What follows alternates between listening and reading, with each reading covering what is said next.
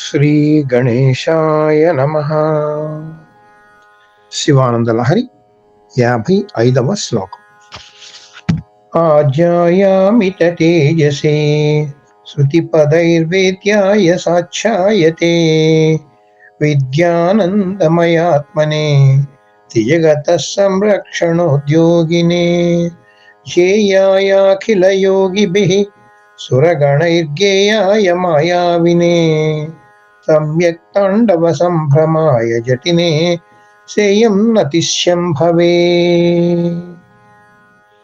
మనకు శంకర భగవత్పాదులు ఒక చక్క క్రమం చూపిస్తున్నారండి. ఇప్పుడు 1వ శ్లోకం నుంచి అంటే కళాభ్యాం చూడాలంకృత శశికళాభ్యాం అనే శ్లోకం నుంచి 49వ శ్లోకం ఆనంద అమృత పూరిత అని చెప్పేస్తుంది. అంతవరకు కూడా శివుని యొక్క ఆరాధన సాకార సగుణ ఆరాధన అనేటువంటి చూపించారు అన్నమాట. ఒక రూపము, ఆ రూపాన్ని పరిపరి విధాలుగా భక్తులు ఎంత సులువుగా ఆరాధన చేసుకోవచ్చు, ఎటువంటి స్థాయిలో ఉన్న వాళ్ళైనప్పుడు కూడా ఆ శివుని భక్తి ఏ విధంగా ప్రదర్శించుకోవచ్చు అనేటువంటిది చక్కగా మనకు చూపించారు. తర్వాత మొత్తం ఈ ప్రకృతిలో మనకందరికీ తెలిసినటువంటి మన పిండాండంలో బ్రహ్మాండంలో ఉండేటువంటి ఈ కదలికలు, ఈ చైతన్యం అంతా కూడా ఎక్కడి నుంచి వచ్చింది అనేటువంటిది 50వ శ్లోకం నుంచి 54వ శ్లోకం వరకు అన్నమాట.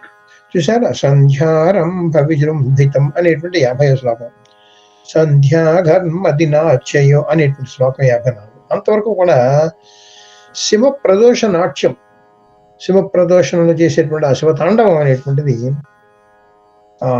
ఒకసారి నెమలితోటి, ఒకసారి మబ్బుతోటి, ఆ విధంగా పోలుస్తూ పరిపరి విధాలు కూడా ఆ శివుని ఏమో మనకి ఆ శివనాట్యాన్ని మనకి దర్శింపజేశారన్నమాట.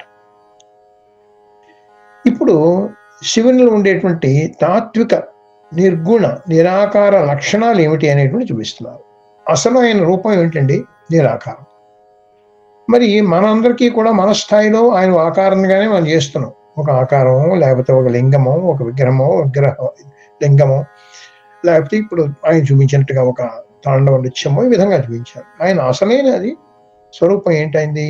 ఏ రూపం లేనటువంటిది స్వరూపం ఏది ఉందో అదే అనమాట. ఇప్పుడు ఆ స్వరూప లక్షణాలు మనకి ఈ 55, 56వ శ్లోకాల్లో మనకి చూపిస్తున్నారు అనమాట. ఈ రెండిట్లో కూడా జటినే శేయం నతిశంభవే అనేటువంటి కనబడుతుంటాయి అన్నమాట. జటిని అంటే జడలు దాల్చినటువంటి, శంభవే సుఖకరుడైనటువంటి నీ కొరకు నేను నమస్కరిస్తున్నాను, నమస్కారం, ఇది నమస్కారం అవుగాక అని మనకి అక్కడ చెప్తున్నారు అన్నమాట. ఇప్పుడు అది ఆయన యొక్క లక్షణాలు ఏమిటి అనేటువంటిది ఇప్పుడు ఈ శ్లోకంలో ఒక్కొక్కటి కూడా మనకి వివరిస్తున్నారు. అదొక్కసారి మనం చూద్దాం. ఆజ్ఞాయ, ఆయన ప్రపంచానికి మొదటి వాడు. ఎందుకంటే ప్రపంచానికి ముందు ఆయన పుట్టే ప్రపంచాన్ని పుట్టించారు కదండి. ఆయన పుట్టడం ఏంటి? పుట్టడం ఉండదు, ఆయనే ఆవిష్కరింపు చేసుకుంటాడు అంతే. అందుకని స్వయం ఆవిష్కరణ రూపుడు ఆయన. అందుకని ఆయన మొదటివాడు. అమిత తేజసే, అమితమైనటువంటి తేజ రూపం కలివాడు. ఎందుకంటే ఆయన యొక్క తేజస్సు కూడా ఆయన సృష్టించుకున్నది. స్వయం ప్రకాశ స్వరూపుడు, స్వయం ప్రభ ఆయనది. శృతిపదై వేద్యాయ, ఆయన మరి తెలుసుకోవాలంటే మనలాంటి వాళ్ళు వేదవాక్యముల చేత మాత్రమే తెలుసుకోదగినటువంటి వాడు అన్నమాట. సాక్షాయ, కానీ భక్త అనుగ్రహం, భక్తులను అనుగ్రహించడానికి విగ్రహాది రూపంలో ఆయన ప్రతిష్ఠింపబడ్డాడు చాలా చాలా చోట్ల. ఒక విగ్రహం కానీ, ఒక లింగం కానీ, ఆ విధంగా ఆ రూపాలు అన్నమాట. విద్యానందమయాత్మనే, ఆయన అసలు స్వరూపం ఏమిటి? చిదానందమైనటువంటి ఆత్మస్వరూపుడు ఆయన, అంతే. కానీ మన గురించిన ఒక విగ్రహం అని, ఒక లింగం అని, నటరాజుని ఈ విధంగా వచ్చాయి. త్రిజగత సంరక్షణోద్యోగినే, ఆయన యొక్క ప్రవృత్తి ఏమిటి? ఆయన లక్షణం, అసలైన లక్షణం ఏమిటి? ఇక్కడ ఎందుకు ఆకారాలు చేస్తున్నాడు ఆయన? ముల్లోకముల యొక్క సంరక్షణే ఆయన ప్రవృత్తి అనమాట ఆయన. అందుకని చెప్పేసి అన్ని రకాల ఆకారాలు కూడా ఆయన ధరిస్తున్నాడు. అఖిల యోగి ధ్యేయాయ, సమస్త యోగుల చేత కూడా ధ్యానింపదగిన వాడు ఆయన అనమాట. అంటే యోగంలో, ఆ యోగుల యొక్క ధ్యానంలో ఆయనే జేయం అనమాట. అంటే ఆ శివుడే జేయంగా వాళ్ళు యోగులేమో ధ్యానం చేస్తూ ఉంటారు అనమాట. అంతేనా? సురగణై గేయాయ, దేవతా గణముల చేత గానం చేయబడుతూ ఉంటారు అనమాట. ఎందుకంటే ఆయన దగ్గర నుంచి అందరు దేవతలు కూడా వచ్చారు కదా మరి. మాయా వినే, దాంతో పాటుగా ఆయన యొక్క చైతన్య శక్తితోటి ఆయన ఏం చేస్తాడు, మాయను కూడా సృష్టిస్తూ ఉంటాడు, మాయలో పడేస్తూ ఉంటాడు, ఆ మాయ తొలగిస్తూ ఉంటాడు అని ఆయన చేస్తుంటాడు అనమాట. చేస్తూ ఆయన ఎలా ఉంటాడు, సమ్యక్ తాండవ సంభ్రమాయ, చక్కని తాండవ నృత్యంలో ఆయన ఉత్సాహంగా తొందరగా ఎప్పుడు కూడా చేస్తూ ఉంటాడు. నటరాజుగా ఆయన ఉండడం ఆయనకు మహా ఇష్టం అంట. ఆయన జటినే శంభవే అని చెప్పి చెప్తారు. అటువంటి జడలు దాల్చినటువంటి వాడిని జటినే శేయం నతి శంభవే, నతి అంటే నమస్కారం, అటువంటి వాడికి ఇదే నా నమస్కారం అవుగాక అని ఈ శ్లోకంలో మనకి ఆయన్ని ఏ విధంగా చూపించారు, ఆయన లక్షణాలు ఏ విధంగా చూపించారు. ఆయన ఆదిదేవుడు, ఆయన మహా తేజస్వంతుడు, వేదవేద్యుడు, వేదాల ద్వారా తెలియజేయబడేటువంటి వాడు, భక్త సులభుడు. అందుకే విగ్రహాల్లో వీటిలో కూడా ఆయన ఉంటాడు. ఆయన అసలు స్వరూపం చిదానందుడు. ఆయన తాలూకా లక్షణం ఏమిటి, ఆయన తాలూకా గొప్ప డ్యూటీ, ఆయన జగద్రక్షణయే ఆయన కర్తవ్యం అన్నమాట. యోగుల ధ్యానాల్లో ఎప్పుడు కూడా ఉండేటువంటి వాడు ధ్యానగమ్యుడు అనమాట. అంతేకాకుండా దేవతలందరి చేత కూడా కీర్తింపబడేటువంటి వాడు.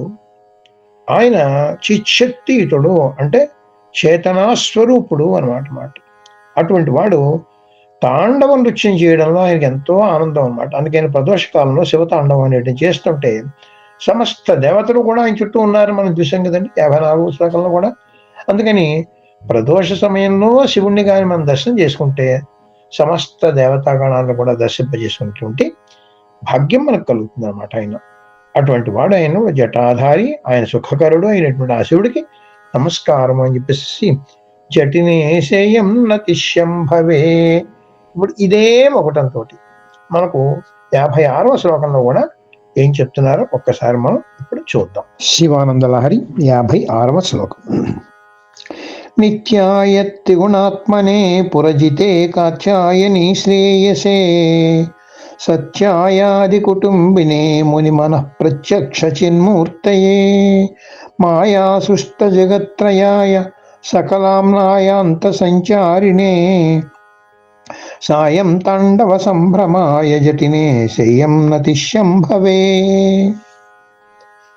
సాయం తాండవ సంభ్రమాయ జటినే శేయం నతి శంభవే. ఇదే ఒకటం మనకి 55వ శ్లోకంలో కూడా మనం చూసాం. అంటే ఏంటి, సాయంకాలం తాండవ నృత్యం చేయడంలో, అంటే ప్రదోష సమయంలో తాండవ నృత్యం చేయడంలో ఆయనకి ఇష్టంట, ఉత్సాహంతో తొందరతో ఆయన శుభ్రంగా చేస్తుంటాడు అన్నమాట. అటువంటి జటాజూటధారికి అయినటువంటి శివుడికి, ఆ శంభు స్వరూపుడికి ఇదే నా నమస్కారంగా కానీ భక్తుడు చెప్తున్నారు అన్నమాట. ఆయన యొక్క మళ్ళీ సాకార నిరాకార, అంటే సగుణ నిర్గుణ లక్షణాలన్నీ కూడా మళ్ళీ ఇక్కడ కలబోసి ఇక్కడ సమాహారంగా ఈ శ్లోకంలో కూడా చెప్తున్నారు. అదేమిటో చూద్దాం. నిత్యాయ, ఎప్పుడు ఉండేవాడు ఆయనేనండి. ఎందుకంటే ఆయన చేసిన సృష్టి అంతా వస్తూ ఉంటుంది, పోతూ ఉంటుంది. సృష్టిలో ఉండే జీవులు, చరాచర జగత్తంతా కూడా వస్తూ ఉంటుంది, పోతూ ఉంటుంది. ఉండేదేవుడు ఆయన ఒక్కడే ఉంటాడు. త్రిగుణాత్మనే, త్రిగుణాలంటే ఏమిటి, సత్వ రజస్తమో గుణములే త్రిగుణాలు అన్నమాట. ఆ 3 గుణములే తన శరీరంగా గలవాడు. ఆయనకు అసలు శరీరం లేదు, కానీ సృష్టి చేసినప్పుడు ఈ 3 గుణాలతోటి ఆయన సృష్టి అనేటువంటి చేస్తాడు. ఆ 3 గుణాలే బ్రహ్మ విష్ణు రుద్రులకేమో ఆయన ఇచ్చి సృష్టి స్థితి లయ కార్యాలయాలను చేయిస్తాడు. ఎందుకంటే ఈ 3 గుణాలు లేకపోతే వాళ్ళు సృష్టి చేయలేరు. అందుకని ఆ 3 గుణాలు మొట్టమొదటి సృష్టిలో ఆయన శరీరంగా పెట్టుకుని సృష్టి స్థితి లయలు బ్రహ్మ విష్ణు రుద్రుల చేత చేయిస్తాడు అనమాట. అందుకని త్రిగుణ ఆత్మనే, ఆయనకి ఏ గుణాలు లేవండి, ఆయన గుణాతీతుడు, కానీ త్రిగుణాల్లో ఆయన ఉంటాడు. అదనమాట. పురజితే, పురము అంటే ఏంటి, ఇక్కడ పురములు అంటే శరీరములు, స్థూల సూక్ష్మ కారణ శరీరములు. అవి సృజించిన ఆయనే, తీసేసేవాడు ఆయనే అనమాట. మరి పురాణ పరంగా తీస్తే త్రిపురాసుల్ని జయించిన వాడు అని పురజితే అని చెప్పారు. కాత్యాయని శ్రేయసే. కాత్యాయని అంటే అమ్మ పార్వతీదేవి. పార్వతి యొక్క శ్రేయస్సు ఆయనకి కావాలి, శివుని యొక్క శ్రేయస్సు అమ్మవారికి కావాలి.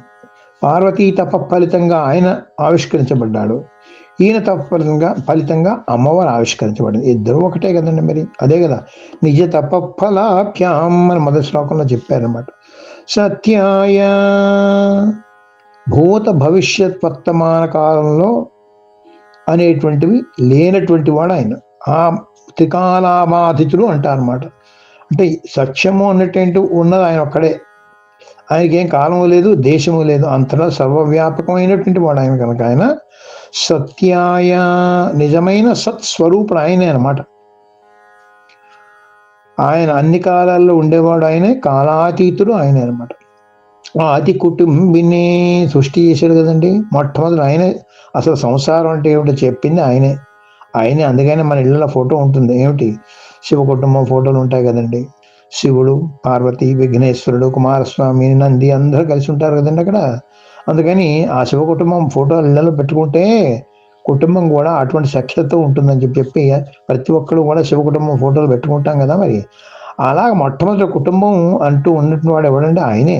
ఆది కుటుంబినే ముని మనః ప్రత్యక్ష చిన్మూర్తయే. తపస్సు చేసేటువంటి మునులు ఉంటారు. ఆ మునీశ్వరుల యొక్క మనసులకి గోచరమైనటువంటి చిత్ స్వరూపము గలవాడు, చిదానంద స్వరూపం గలవాడు అన్నమాట. ఎందుకంటే మునులకి ప్రపంచ భావన ఉండదు, వాళ్ళకి ఎంతసేపు కూడా ఆ పరమాత్మ భావనే ఉంటుంది. ఆయన పరమాత్మ యొక్క అసలు స్వరూపం ఏమిటి? చిత్ స్వరూపం అనమాట, చైతన్య స్వరూపం. అందుకని చెప్పేసి మునుల మనస్సులో ప్రత్యక్షంగా ఆయన చిత్ స్వరూపుడుగానే ఉంటాడు. అంతేగాని అక్కడ ఆకారం ఏం ఉండదు వాళ్ళ దృష్టిలో. మాయా సృష్ట జగత్రయాయ. అంతేకాదండి, ఆయన మాయా ప్రభావం చేత, ఆయన యొక్క మాయాశక్తి చేత, ఆయనలో నుండిగా మాయాశక్తి కూడా ఈ మూడు లోకాలను కూడా సృష్టిస్తూ ఉంటాడు అనమాట. మూడు లోకాలు సృష్టింపడ్డాయంటే ఆయన మాయాశక్తి ప్రభావం వల్లే అనమాట. ఆయన మరి ఎక్కడ ఉంటాడు? ఆయన ఆయన ఎలా తెలుసుకోవాలి? సకల ఆమ్నాయాంత సంచారిణి.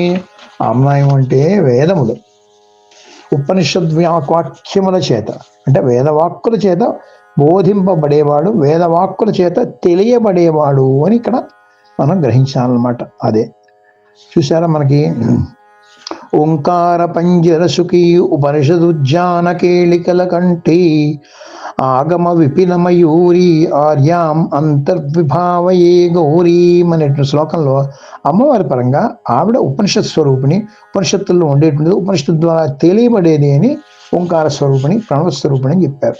మరి శివుడు కూడా అలాంటి వాడే కదండి. మరి ఆయన శివుడికి శక్తికి తేడా ఉంది అదనమాట ఇక్కడ.